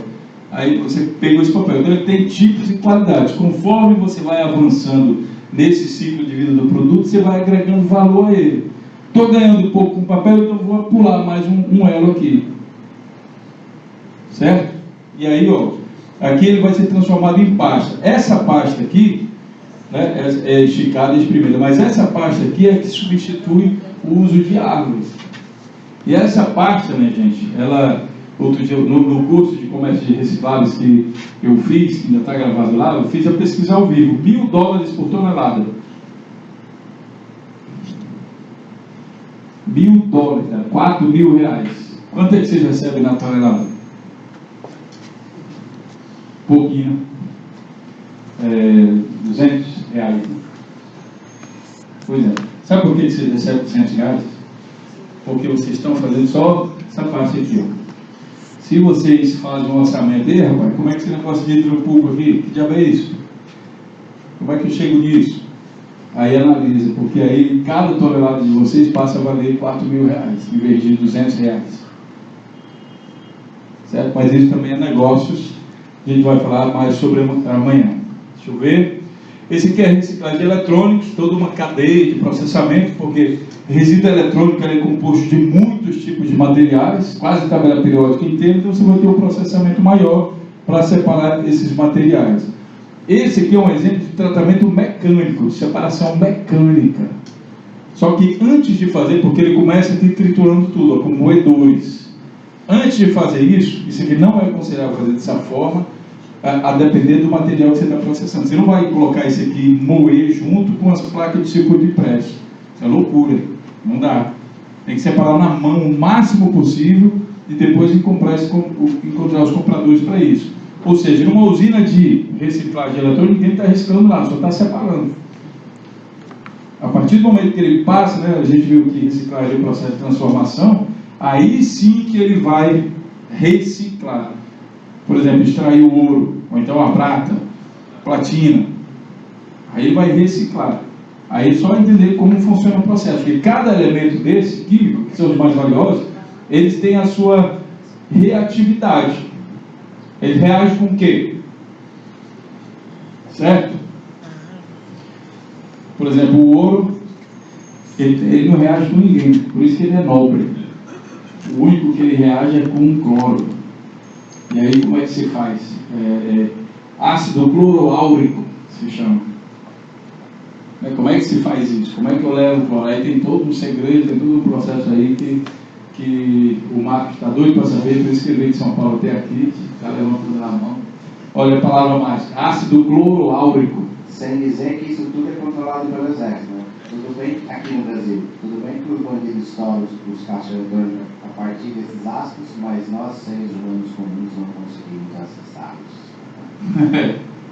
Enfim, né, mas é AuCl4, ácido cloroáurico, e HBS. Bom, aí o mesmo processo, mas eu acho assim, antes de chegar na reciclagem em si, só esse processo aqui de separação, que não seja usando máquinas, na mão mesmo, você já consegue viabilizar economicamente essas usinas. Um mês de tempo também se monta. Um mês de tempo. Aí você pensa assim, meu Deus, mas eu não gosto de fazer isso. Hoje eu chego, onde é que eu vou ter resíduo eletrônico? Procura aqui no crédito, tem uma sala lá embaixo, um canto cheio. Deixa eu falar, geralmente não é lá embaixo, não. É lá em cima. Em cima? Eles vão colocando um por um, né, na demanda. Aí no dia que ele chama, aí você tem que tirar o caminhão lá de cima. Não é lá embaixo, é lá em cima. Agora, como ter acesso profissional, internacional em gerenciamento de resíduos? Você vai entender que o gerenciamento é muito mais do que elaborar PGRS. Quando você faz gerenciamento, você tem controle sobre o fluxo de materiais. E isso vale mais dinheiro do que o PGRS. E é por isso e outras coisas que o nosso profissional pode até pagar para fazer um PGS e mesmo assim ele garantir, sei lá, ele pode estabelecer R$10.000 por cada PGRS, por causa que ele reconhece esses valores. Tá, gente? Então, tem uma série de outros processos de reciclagem que estão aí no portal Resíduos Sólidos, não vai dar para a gente falar sobre eles. A gente vai passar aqui para uma usina de incineração, sendo que o tempo já esgotou. A incineração, se a gente pensar que tudo isso aqui é um black box, eu tenho um material, né, o black box, e ele vai se transformar então em vapor e cinzas, né? Já estão dando a mão ali para mim para acabar. Então ele vai para um processo de queima, transferência de calor. Para a geração de energia, eu tenho aqui um ciclo de água e vapor que vai alimentar uma turbina, tá? E essa turbina aqui que vai gerar minha energia elétrica. Só que para eu conseguir isso é preciso que o material queime. Se você tirar os recicláveis, aí você vai ter problema, porque reciclável queima bem, certo? Então essa conversa de tratar resíduo urbano, dizer que vai tirar o reciclável e depois vai fazer uma fogueira, certo? Entendeu? Você não vai fazer fogueira de casca de melancia com casca de banana e maçã e fazer uma fogueira que queima e ainda vende energia, que você está queimando água, não vai funcionar. Então o processo de incineração funciona, mas não dá para ganhar dinheiro com venda de energia. Você só complementa, tá? Isso de resíduo urbano. Agora, resíduo hospitalar, a sua viabilidade disso aí não é pelo processo de queima para geração de energia, porque senão a gente estava ferrado, né?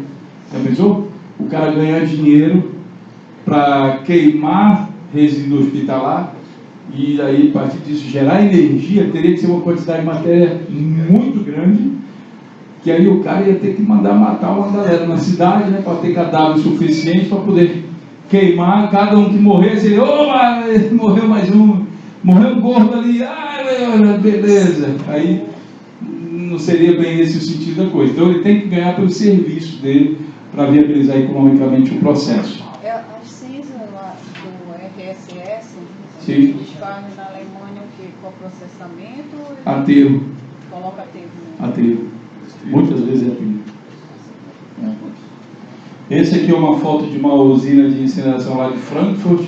Né? Vocês veem que o projeto desse aqui, nós estamos falando de essa capacidade de 1.000 toneladas por dia, muitas vezes de 300 milhões de euros. Então não é um negócio simbólico, é muito alto. Tá? Para viabilizar isso, claro que tem que aumentar a taxa do lixo, senão não viabiliza. É toda uma indústria muito grande. Isso aqui é o tamanho dos carros, vocês estão vendo? O tamanho da indústria, o tamanho dos carros, os veículos. Bom, por último, o aterro sanitário, né, que a ideia do aterro sanitário é justamente, sem explicar aí, olhando diretamente as camadas, mas é justamente o quê? É você fazer uma disposição de um modo que aquilo fique ambientalmente meio que inerte. Então você tem que proteger embaixo, né, o solo, embaixo, lá subterrâneo, né, e em cima, né? Só que você tem matéria orgânica aí dentro, muito provavelmente, um aterro sanitário urbano, e essa matéria vai se decompor. Se você fecha embaixo e em cima, você cria uma bomba. Se explode, como aconteceu em São Paulo no ano passado, e matou uma pessoa. Ficava uma pessoa, uma família, sei lá, estava num carro, passando na hora na frente do aterro, explodiu, a quantidade de massa cobriu o carro e matou as pessoas soterradas. Por quê? Porque a formação, tem matéria orgânica, a formação de gases, isso aí aumenta a pressão e explode. Então, você precisa construir uma drenagem, quando é urbano, um sistema de drenagem que faça a captação desses gases.